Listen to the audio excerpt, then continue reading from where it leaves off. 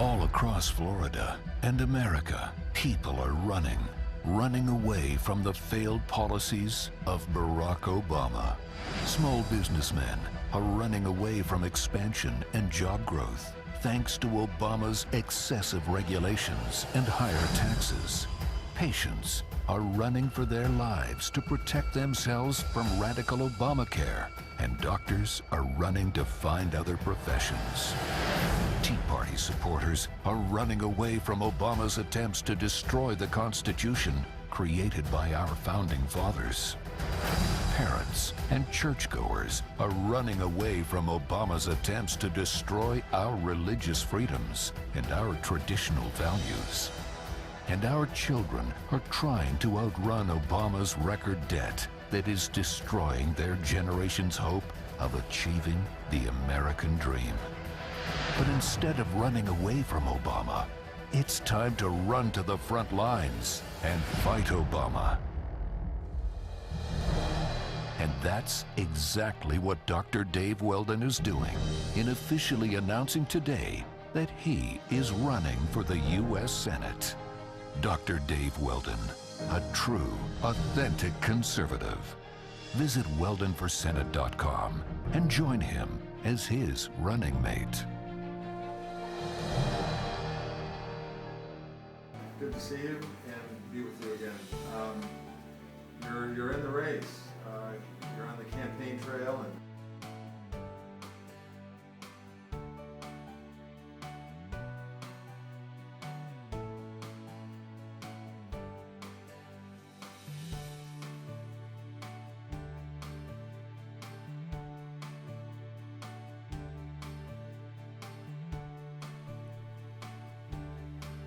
There's a lot of confusion and questions among the public right now. Many are trying to understand the complicated and very long document that is Obamacare. We had this presented to us in a rush. Many people didn't get a chance to read it. Most of our representatives don't even know what's in the bill still. They're still finding many atrocities to the Constitution in this bill. I was wondering if you could explain to our listeners what exactly is in the Obamacare bill that you know of and why you're against it. It has all kinds of mandates on small businesses, and it is just a far-reaching bill. And it affects providers and it affects consumers. I mean, it has mandates on pricing.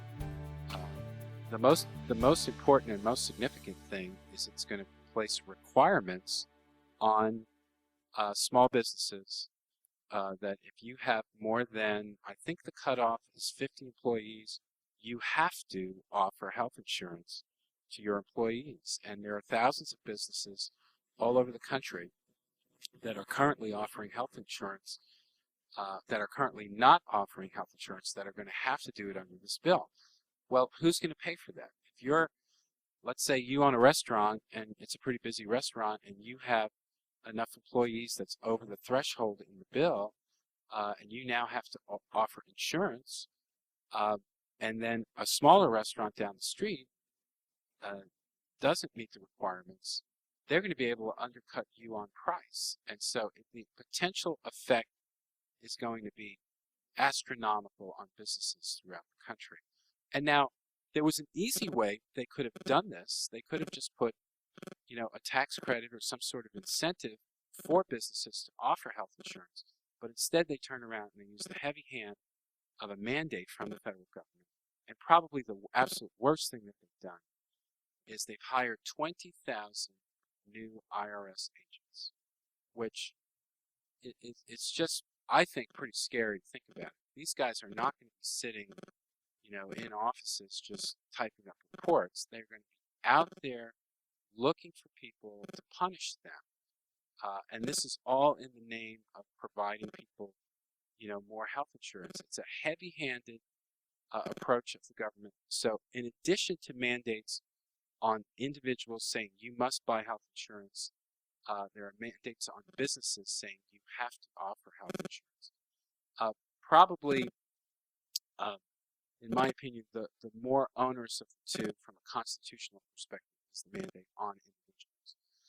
So this bill, the other thing about this bill is the cost associated with it. It has all kinds of provisions in it that are going to force governments to start offering more health insurance benefits. The federal government, state governments, local governments, to their employees. And probably one of the things that I think is the most egregious is what they've done to the church, to actually say to the church, you now have to do this, you have to now do that. It's violation of the principle of separation of church and state, which has never been that the church can't speak up on governmental issues, never been that the church can't testify. The separation of church and state has always traditionally been that the government can't meddle in the affairs of the church. But now they're saying, well, if you're a church and you are offering health insurance to your employees, you have to do this, you have to do that. And in some cases, it's things that are against the traditions of these churches. So I think this bill is horrible, and it needs to be. If the court strikes it down, that'll be wonderful. My preference is they strike it down in its entirety. There's no severability clause in this bill, meaning the court doesn't have the legal authority to just take out parts of it. And they left the severability clause out for a reason, because I think if they hadn't put the severability clause in there, most likely the court would have certainly struck down the individual mandate. Now, there's a bunch of other things in this bill. One of them is to supposedly save money by driving doctors and other providers into systems called accountable care organizations, which have some good features, and there's some things about it that I like. It's probably one of the few provisions in the bill that I think might actually be useful. But the problem is it's really just an HMO with a different name on it. And a lot of people didn't like HMOs when the insurance companies were trying to force everybody into an HMO. So there's a lot of bad things in the bill, and I can go on, and I'd love to take more questions, but one of the other things is this is going to make it much, much harder for businesses to create jobs. If you're a small business and you've only got 49 people and you want to hire 3 people, it puts you over the threshold. You're going to have to offer health insurance. Maybe it's a very competitive type of work, like building swimming pools. You've got a lot of small companies that don't offer health insurance. And it'll make it harder for people to hire new people. And the unemployment rate this month has gone up. It hasn't gone down. We have a terrible situation with this economy.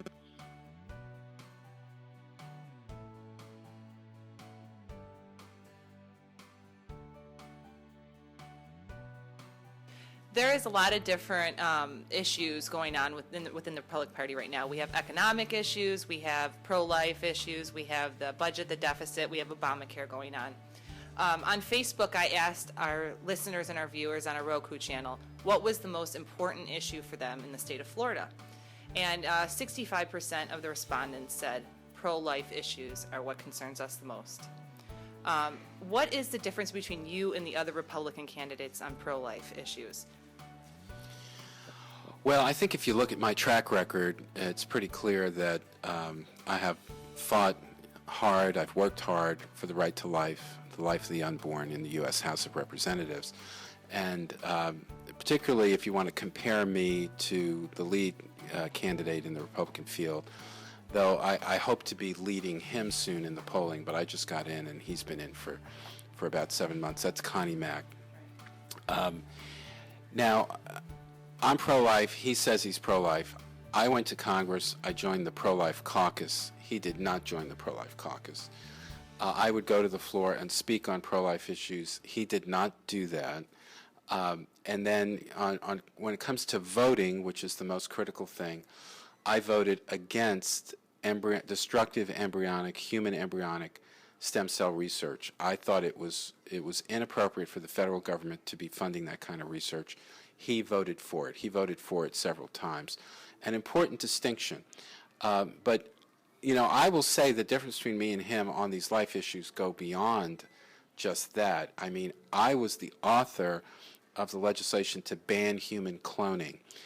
I introduced legislation to make it illegal to offer patents on human embryos. There were researchers that were proposing to make embryos in the lab, human embryos, for the purpose of experimental research, and then getting patents on these embryos, and actually trying to make money selling human embryos. And I introduced legislation to make that illegal, and it's actually in law, whereas my opponent, Connie Mack, has not done anything like that. And probably one of the more important things, this whole issue of conscience protection, which is now in front of the church, it's part of what's causing people to get together on the 8th for these rallies. Conscientious objection to being forced to do things by the federal government. I had the language, it was called the Weldon Hyde language, that protected providers from having to, be forced to do abortions, and preventing medical students in medical schools from being forced to learn how to do abortions. And if you just look at all of this, I got up there, I fought, I was active, I was involved, I joined the team, I went to the meetings, I introduced bills, I introduced amendments, and for my opponent to get up and say, he's pro-life, yeah, he's got a fairly good voting record, but he's done nothing else, and his voting record is not sterling. He did come out in support of destructive embryonic stem cell research. So I think on this issue, there's a clear difference between him and me, and I believe most pro-life people should be getting on board with me in this Senate race.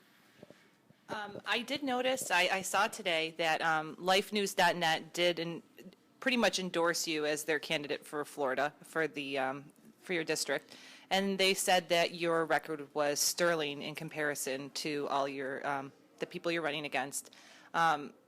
They said that you have pretty much a perfect record for pro-life issues, so that's great.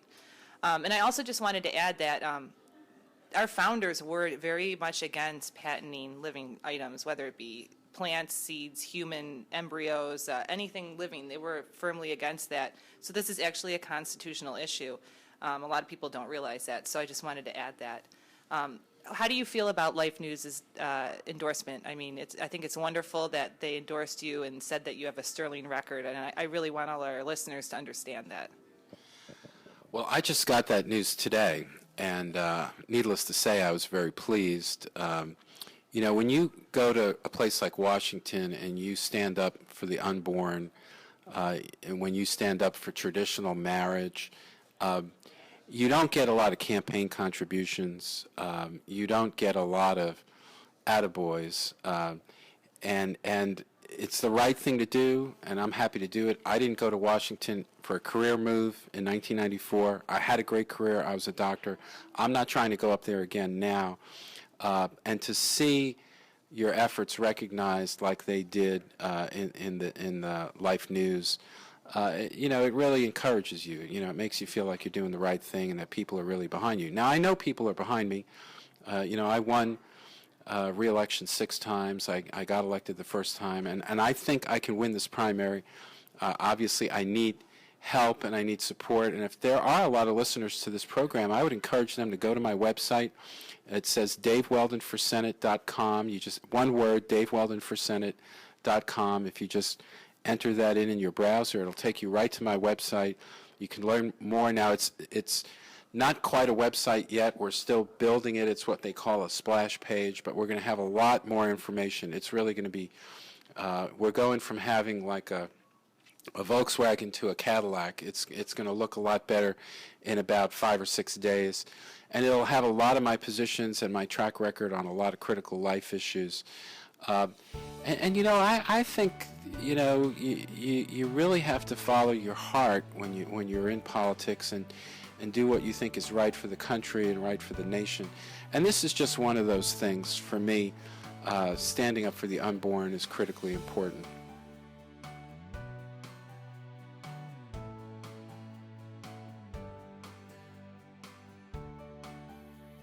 Dr. Weldon, people in America are really concerned that we're not even looking at the Constitution anymore in our legislation. When I was brought up years ago, I was told, even in school, that the highest authority in America under God for the Christian, and even the non-believer, that the highest authority in this nation under God was not a person, it was not a court, it was not the president or Congress or the Senate, but a document, that the highest authority under God was the Constitution of the United States. And growing up and learning that and understanding that and respecting that, that's the way legislation used to work. Today it just doesn't seem even that it's an issue. It's not. It seems sometimes, as example with Obamacare, it's not even a question if it's on the border of our Constitution, our great document, a great founding document. But it's almost an irrelevant issue. And I wonder how you feel about this going into this election. Well, I'm glad you brought this up, because as far as I'm concerned, if you want to find, an overarching issue that affects all aspects of everything that we're trying to fix in Washington, it's this degradation of reverence and adherence to the principles of the Constitution. And if elected, as I go to Washington, one of the most important things that I am going to try to do is stand up for principles that strengthen our Constitution and oppose legislation and policies that will erode our constitutional system.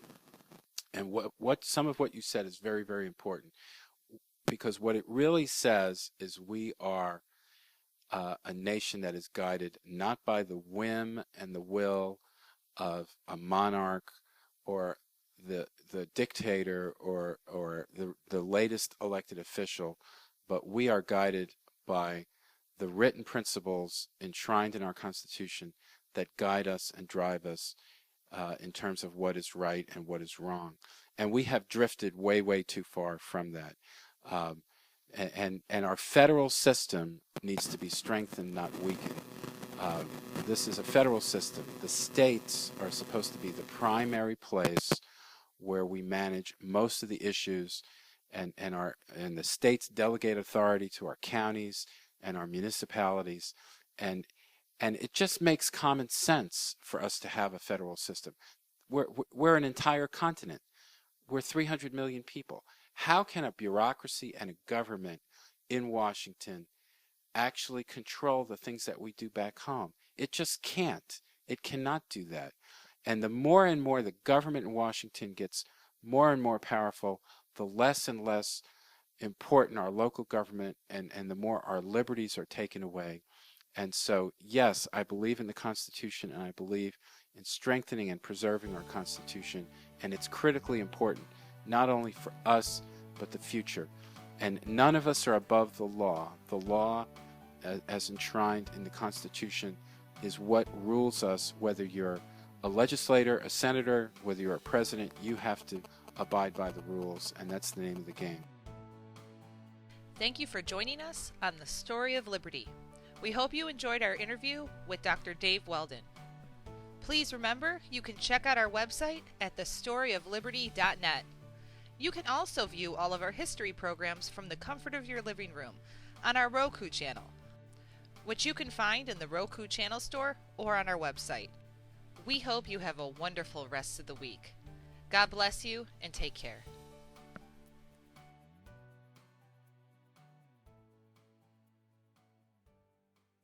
All across Florida and America, people are running away from the failed policies of Barack Obama. Small businessmen are running away from expansion and job growth thanks to Obama's excessive regulations and higher taxes. Patients are running for their lives to protect themselves from radical Obamacare, and doctors are running to find other professions. Tea Party supporters are running away from Obama's attempts to destroy the Constitution created by our founding fathers. Parents and churchgoers are running away from Obama's attempts to destroy our religious freedoms and our traditional values. And our children are trying to outrun Obama's record debt that is destroying their generation's hope of achieving the American dream. But instead of running away from Obama, it's time to run to the front lines and fight Obama. And that's exactly what Dr. Dave Weldon is doing in officially announcing today that he is running for the U.S. Senate.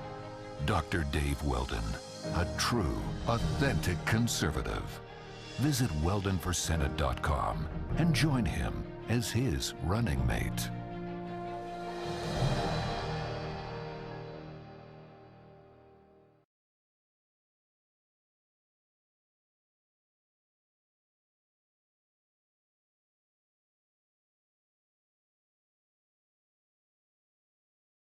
And we have drifted way, way too far from that. And our federal system needs to be strengthened, not weakened. This is a federal system. The states are supposed to be the primary place where we manage most of the issues, and the states delegate authority to our counties and our municipalities, and it just makes common sense for us to have a federal system. We're an entire continent. We're 300 million people. How can a bureaucracy and a government in Washington actually control the things that we do back home? It just can't. It cannot do that.